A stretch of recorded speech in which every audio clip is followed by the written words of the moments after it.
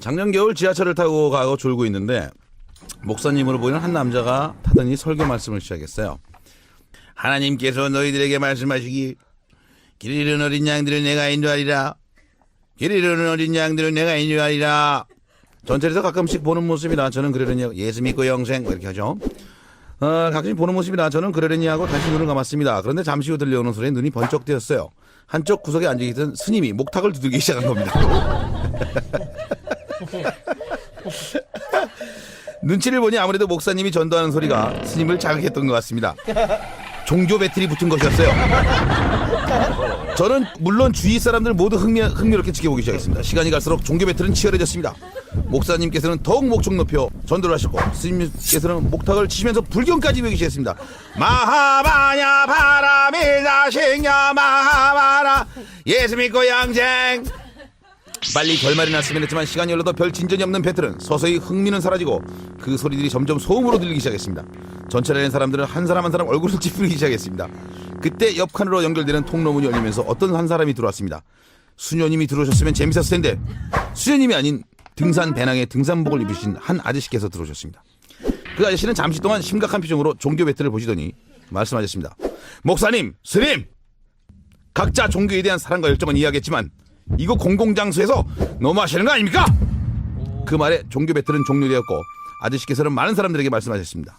여러분들 시끄러우셨죠? 기다렸다는 듯이 여기저기서 맞아요 맞아 시끄러 죽였어요 맞아 정말이야 시끄러 죽였어요 맞아 정말 너무 들어하셨어 정말 너무해요. 불만들의 목소리가 튀어났습니다. 그러자 아저씨께서는 배낭이 무거우셨는지 배낭을 내려놓고 이렇게 말씀하셨습니다. 그래서 제가 오늘 여러분을 위해서 준비했습니다. 바로 귀바게 이게 방한역이긴 하지만 써보면 방음이 아주 잘 됩니다. 귀바게 한 개 천 원 더하면 2개 천 원. 그 아저씨는 전철에서 물건을 파는 아저씨입니다. 목사님과 스님 덕에 극한에 있는 사람들은 절반 이상 귀마개를 파셨습니다. 직접 써봤는데 의외로 방음이 되더라고요. 그래서 저도 하나 샀습니다. 목사님은 죄송해서인지 하나 사셨고요. 스님은 안 사셨습니다. 그래요. 비가 질척질척 내리는 밤이었어요. 제 방 침대에 엎드려 책을 읽고 있었는데요. 불현듯 밖에서 초인종 소리가 들리는 거예요. 띵띵띵띵.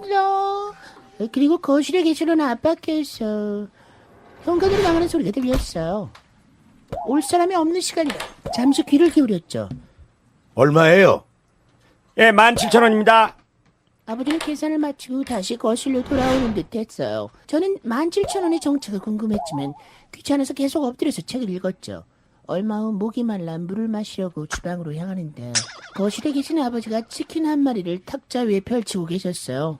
언뜻 보니 제가 좋아하는 아주 보드라운 치킨이었어요. 출출했는데 잘됐다 싶어서 탁자 앞에 앉아 닭다리 하나를 집었습니다.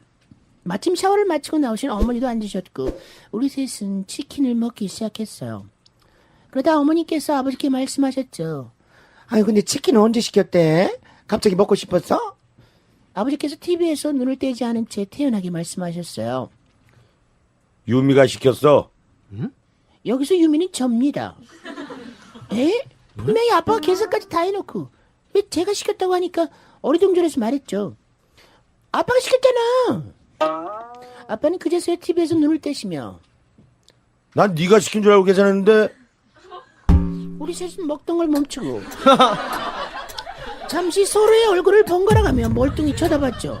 그리고 치킨이 담긴 상자 표면에 붙어있는 영수증을 봤어요. 저희 집은 1301호인데 영수증에 적힌 배달받을 곳은 2301호였어요. 저는 사건 해결을 위해 바로 치킨집에 전화를 걸어서 말했습니다. 여기 1301호인데요. 배달이 잘못 왔어요. 근데 기왕 잘못 왔고 계산도 했으니까 치킨 그냥 우리가 먹을게요. 통화를 마무리하고 끊어버렸어요. 그리고는 남은 치킨을 먹고 방으로 돌아와서 다시 책을 보고 있었죠. 그런데 잠시 후 엄마가 방문을 여시더니 물으셨어요. 치킨집 번호가 뭐야? 저는 속으로 왜 또 물으시지? 하며 좀 전에 통화했던 가게 번호가 적힌 영수증을 내밀었죠. 엄마는 영수증을 보시더니 한참 말이 없으셨어요. 번호 앞엔 이렇게 써 있었습니다. 배달 받으실 곳 연락처. 그러니까 2301호에 전화를 건 거예요, 딸이. 저는 2301호에 전화를 걸어서 여기 1301호인데요. 닭은 그냥 우리가 먹을게요. 거예요. 주문은 니들이 했지만 돈은 내가 냈으니까 내가 먹겠다. 뭐 이런 이유 중으로 들렸겠죠.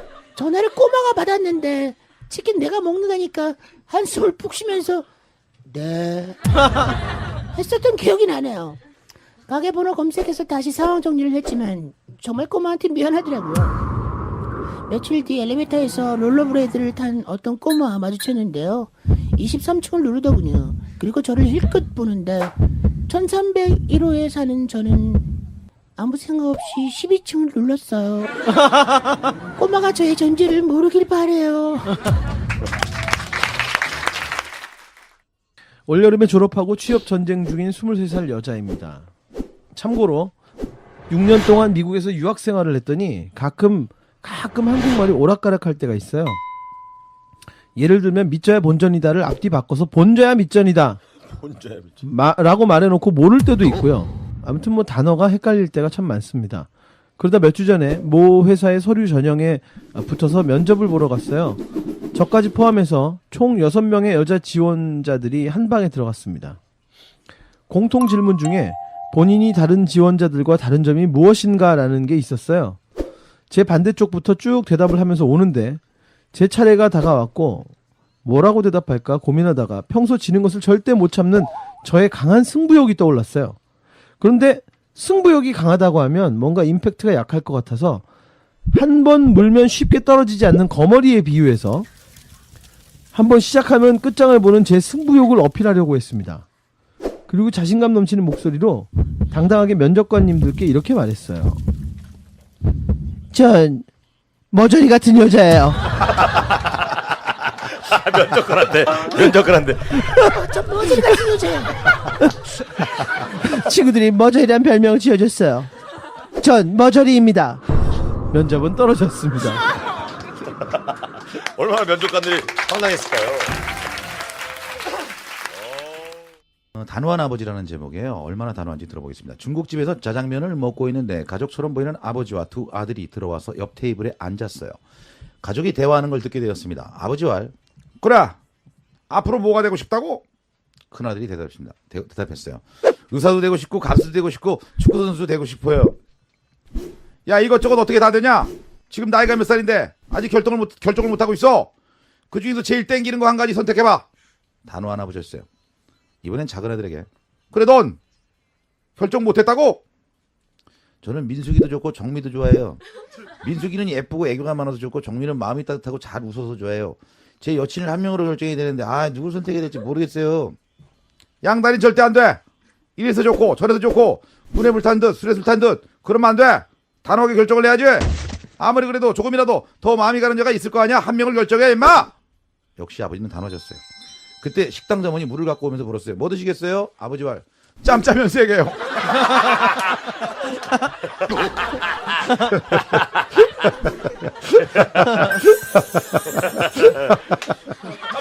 뭐 드시겠어요? 짬짜면 3개요.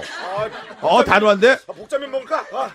어머니 죄송하지만 저희 식당은 짬짜면이 없습니다. 짜장면 아니면 짬뽕을 드셔야 돼요. 아버지는 소리쳤어요. 아니 짜장면도 먹고 싶고 짬뽕도 먹고 싶은 사람은 어떡하라고 짬짜면이 없어요? 웬만한 중국집은 다 있는데 없다니까 황당하네. 얘들아 나가자. 단호하게 나가. 그러면서 두 아들을 데리고 중국집을 나가셨어요. 저는 짜장면 먹다가 웃겨 죽는 줄 알았어요. 대학 시절 친구 박양과 저는 초밥집 홍보 도우미 알바를 하게 되었어요. 사장님께서는 오픈 기념으로 큰맘 먹고 제작했다며 저희에게 대형 초밥 탈을 주셨습니다. 사장님께서는 나름 노하우라며 우리에게 알려주신 말이 있었어요. 바로 사람들이 와서 말을 걸어도 절대 대꾸하지 말라는 거예요. 그냥 몸으로 제스처로만 표현을 하지 절대 탈을 쓴 채 말을 하지 마. 말대꾸를 한번 해주기 시작하면 계속 말을 걸어. 아주 옆에서 귀찮아 죽어. 저희는 알았노라고 사장님께 말씀드리고 홍보를 나섰어요. 초밥 탈은 하나였기에 저희 둘은 하루씩 번갈아가며 탈을 쓰기로 했어요.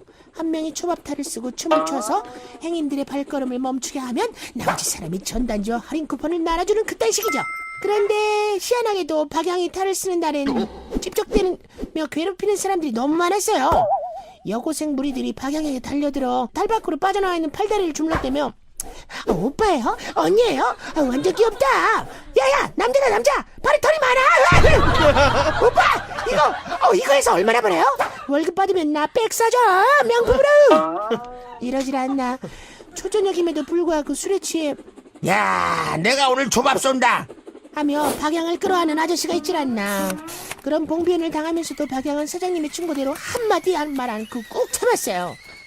그러다 보니 박양은 제게 스트레스가 너무 심하다며 알바를 그만두고 싶다고 하더군요. 야, 그래도 일주일은 채우자. 그래야 돈 좀 되지. 싫어 아무 말 말고. 사람들 상대가 너무 답답하고 힘들어. 나 오늘까지만 할래. 미안해. 박양의 초밥탈 쓰고 춤추기 마지막 날 최대의 적수를 만나고 말았으니 바로 초밥탈을 보고 흥분한 외국인 청년이 나타난 거야. 랄랄라. Oh my gosh, so cute. Oh, very, very lovely. Woo. Wow, I love it. Yeah. Woo. I hug you. Yeah. 이래가며 박양을 끌어안고 온갖 호들갑을 다 했다는 외국인 청년. 뭘 알고 그러는지 시야 확보를 위해 조그맣게 나있는 구멍 쪽에 대고 끊임없이 박양한테 질문을 하는 거예요. 그 구멍으로. What's your name? Hey, what's your name? You? Are you girl? Are you a girl? Woo. I love you. Yeah. 박양이 폭발해서 10원짜리 욕이라도 뱉을까봐 조마조마했어요. 그랬는데 박양은 아니, 새우를 등에 얹은 대형 초밥은 이렇게 외치며 골목 안으로 뛰어들어갔어요. I am 스시. I am 스시. I'm sorry, I am 스시. 아, 몰라, I am 스시. 금요일 저녁 번화가를 지나던 사람들은 자기의 정체성을 밝히며 미치듯 뛰어가는 대형 초밥을 목격할 수 있었고, 저때 초밥집 사장님은 정신멀쩡한 알바생을 구하기 위해 구인 사이트에 다시 접속을 하셨어야만 했습니다. 13년간 아이들을 가르치는 직업을 하다가 올해 종합자산관리회사에 입사했어요. 안 하던 일이다 보니 공부도 많이 필요했고 무엇보다 넓은 인맥이 필요했어요. 서울에 계시는 삼촌을 졸라 수원에서 삼촌의 낭심친구라는 세무사분을 만났어요. 삼촌의 낭심친구가 저와 같은 수원에 산다니 이런 행운이 있나 싶었죠. 드디어 만남을 가졌습니다. 회를 먹자고 하셔서 횟집에 있는데 두 분도 오랜만에 만난지라 이런저런 얘기를 하시더라고요. 근데 대화가 자네 요즘 하는 일은 어떤가? 걱정해준 덕에 그럭저럭 잘 살고 있네. 자네는 어떤가? 이런 식의 말투인 거예요.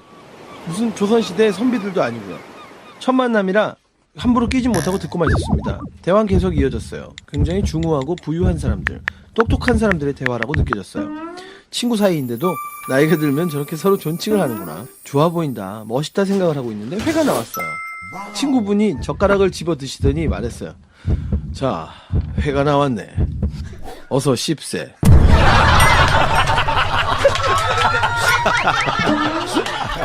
무슨 조선시대 사람입니까? 너무 극존칭을 하셨네요. 요즘 의가 들어갔어야 되는데 네. 얼른 씹으세 뭐 이렇게 돼야 되는데 의를 빼먹었네. 나와 처제는 4살 차이로 처음 처제가 나를 본 날 쑥스러워서 말을 꺼내지도 못했다.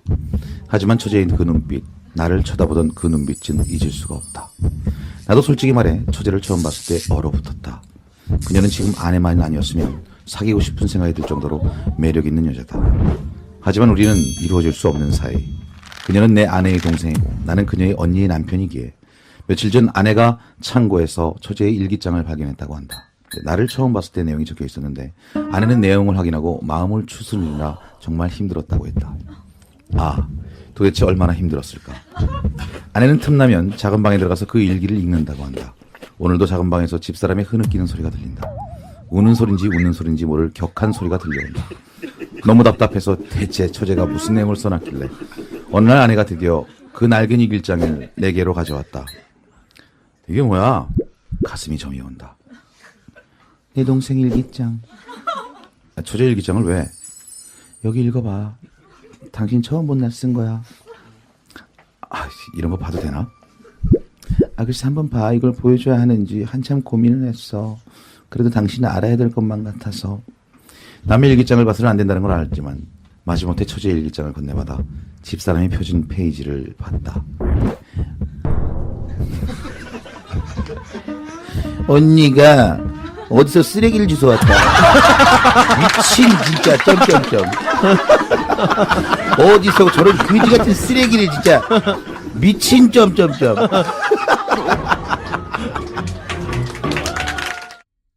아는 언니의 남편은 자동차 판매 영업사원이에요. 영업 때문에 늦게까지 일하거나 술에 취해 들어오는 게 다반사였어요. 하루는 남편이 출근하려고 나오는데 초등학생 딸내미가 문 앞에서 아빠 맨날 그렇게 술 먹고 들어오면 어떡해 라고 투덜대니까 야, 아빠도 술 안 먹고 싶은데 말이야. 돈 벌려고 술 마시는 거니까 우리 딸내미가 아빠 좀 이쁘게 봐줘. 했는데 그런 아빠가 불쌍했나 봐요. 얼마 뒤 학교에서 아빠 직업에 대해 발표하는 날이 있었는데 우리 아빠는 자동차를 파는 일을 합니다. 차가 필요한 분은 저한테 알려주세요. 발표를 듣고 있던 담임선생님께서 어머 아빠가 차 파는 일을 하시는구나. 선생님 차 바꿀 때가 되긴 했는데 하셨대요. 그리고 일주일 뒤 남편한테 담임선생님으로부터 연락이 왔죠. 이거 저 아버님 시간 되실 때 학교에 한번 들러주세요. 무슨 일이 있나 싶어 급하게 학교에 찾아간 남편은 빵 터지고 말았대요. 담임선생님이 차 바꿀 때가 됐다는 말에 딸내미가 일주일을 졸졸 쫓아다니면서 선생님 차 바꾸신다면서요. 우리 아빠한테 사세요. 또 만나서 선생님 차 안 바꾸세요? 우리 아빠한테 바꾸세요. 선생님 우리 아빠한테 차 바꾸실 거죠? 선생님. 그렇게 딸내미 담임선생님께 차를 팔았다는군요. 그리고 얼마 뒤 학원 선생님한테 면담 요청이 와서 학원을 갔는데 역시나 딸내미가 학원 선생님도 차 사라고 쫄쫄 쫓아다녔다고 하더라고요. 그날은 카탈로그를 보고 있는 선생님 옆에 딱 붙어서는 딸내미가 턱을 괴고 앉아서 선생님 기왕 사실 거 비싼 거 사실 거죠? 그러더랍니다. 그렇게 초딩 딸내미의 영업 덕분에 4대인가 5대를 팔았어요. 이 정도면 영업의 달인 맞죠? 대단하네. 한 20년 전쯤 사건이에요. 당시 남포동 지하철역 화장실에 이런 소문이 있었습니다. 어느 노숙인 아저씨 한 분이 화장실 안에 모든 휴지를 다 빼돌려놨다가 누군가 큰일을 보러 들어가면 저기 선생님 휴지 필요하지 않습니까? 1,000원만 주십시오. 하면서 빅딜을 한다는 거예요. 그리고 진실은 저희 아버지가 확인했습니다. 아버지가 급한 일로 남포동역 화장실에 들어갔는데 선생님 휴지 필요하지 않습니까? 아버지가 보니 진짜 빼돌렸는지 휴지가 없더래요. 하지만 저희 아버지는 절대 불의에 타협하는 성격이 아니었습니다. 이건 타협해야지 어떡하려고 그래. 아버지는 당황하지 않고 침착하게 되겠습니다. 알았습니다. 근데 내가 당신을 어떻게 믿습니까? 휴지도 없이 거짓말하는 건지 어떻게 믿습니까? 일단 휴지를 먼저 보여주십시오. 확인되면 1,000원을 드리겠습니다. 아버지는 휴지만 받고 돈을 안 줄 생각이었습니다. 그러나 상대는 만만치 않았어요. 또다시 잠깐의 침묵 후 아래 손이 들어왔는데 아저씨와 생풀입니다. 그리고 화장지를 딱 한 칸만 주는 거예요. 그러자 아버지는 절대 불의에 타협하는 성격이 아니었습니다. 그 한정을 받고 그걸로 해결을 봤어요.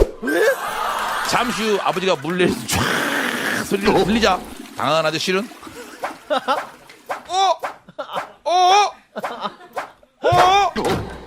그리고 아버지가 문을 열고 나오자 더욱 당황하면서 야 설마 진짜 진짜 설마 어떻게 간장으로 그걸 했습니까?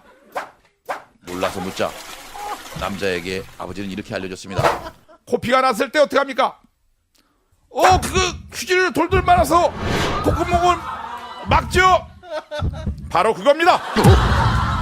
할 말을 잃은 아저씨를 뒤로하고 아버지는 화장실을 떠났습니다. 아버지 윈! 전화해를 출산할 때 일이에요. 여보 나 진통 오는 것 같아. 기다려. 내가 차를 얼른 부를게.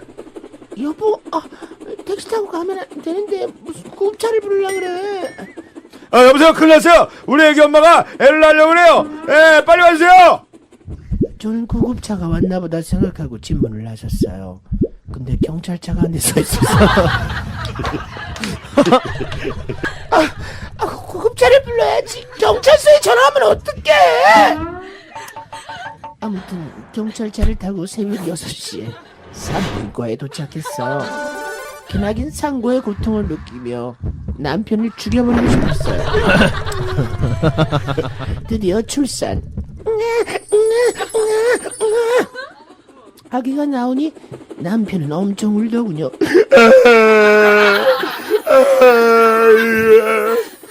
감동적이었나봐요. 저는 이제 한시름 났다 싶었죠. 그 남편분 그만 오시고 이제 퇴출 자르셔야죠. 예, 진정하세요. 여기 가위 있습니다. 감사합니다, 선생님. 사건은 거기서 일어났습니다. 남편은 왼손잡이였고 가위는 오른손용 가위였어요. 왼손으로 자르려고 하니까 대줄이 잘 잘리지 않았죠. 남편이 울면서 하는 말. 선생님, 곱창이 안 잘려요. 순간 엄청난 정전이 흘렀어요. 의사 선생님도 간호사도 모두 상대의 고통을 느끼는 나 자체도. 곱창이라뇨 하고 많은 용어 중에 지하에 연결된 탯줄을 곱창이라뇨. 모르면 뱃줄이라고 그냥 하던가. 대창이라 그러지 왜. 참 우리 남편 아무리 무식해도 저렇게 무식할 수 있을까요? 아는 동생의 일입니다. 이 동생은 원래 서울이 집인데 학교 때문에 울진에 내려가 있죠. 하루는 채팅 사이트를 통해 여자를 만나게 됐는데 처음 인사를 나눌 때 자기는 서울에 산다고 한 거예요. 울진에 산다고 그러면 안 만나줄까 봐요. 왜? 근데 그 여자분은 당진에 살고 있었어요. 조금 먼 것 같았지만 동생은 대화를 나눌수록 여자에게 빠져들었고 몇 번의 만남 끝에 사귀는 초기 단계로 진입할 수 있었더랬죠. 그런데 얼마 안 가 동생에게 울면서 전화가 왔어요. 형, 나 그 여자랑 헤어졌어. 술 좀 사줘. 형 헤어졌어 나. 야, 왜? 잘 만나고 있는 거 아니었어? 나도 걔가 좋아. 너무 좋아. 근데 내가 너무 힘들어. 뭐가 그렇게 힘든데? 형 걔는 내가 서울 사는 줄 알잖아. 그래서 나 걔 만날 때마다 서울까지 왔다 당진으로 가서 만났어. 뭐? 아니 걔가 자꾸 터미널로 마중을 나오고 터미널에서 배웅을 해. 내가 어떻게 울진에서 버스를 타겠어. 그러면서 둘의 데이트 코스를 설명해 주는 거예요. 형, 울진에서 서울 가는 첫 차가 7시야. 그럼 새벽 5시에 일어나서 준비하고 나와서 첫 차를 타고서 동서울 터미널로 오면 11시가 조금 넘어. 근데 당진 가는 버스가 동서울에 없고 강남 터미널에 있어. 그럼 또 강남까지 내가 가야 돼. 강변역에서 지하철을 타고 고속버스 전역까지 1시간 정도 걸린다? 그럼 당진 가는 버스를 타고 당진까지 가는데 또 2시간이 걸려. 그래서 얘를 만나려면 벌써 2시나 3시에 가야 돼. 근데 또 한두 시간만 만나고 그냥 바로 헤어져야 돼. 왜? 울진 내려가는 막차가 8시야. 그럼 동서울 터미널에서 8시 전에 와야 되거든. 그러려면 강남 터미널까지 7시 전에 와야 되고, 그럼 당진에서 5시 전에 출발해야 되는데, 그렇게 막차 타고 울진 오면 밤 12시야. 형, 나 너무 힘들어! 못 만나겠어! 새벽 5시에 기상해서 하루 종일 버스만 타고 다니다 2시간 데이트하고 밤 12시에 귀가하는 생활을 하다 보니까 동생은 점점 피폐해졌고, 여자는 자기 만날 때 늘 힘들어하고 시기만 보고 일찍 헤어지는 동생에게 마음이 식었다고 생각하고 먼저 이별 통보를 했대요. 그리고 동생은 살기 위해 헤어짐을 선택했다고 합니다. 지금은 돈 모아 중고차를 샀대요. 야 울진 산다 그러지 답답하게.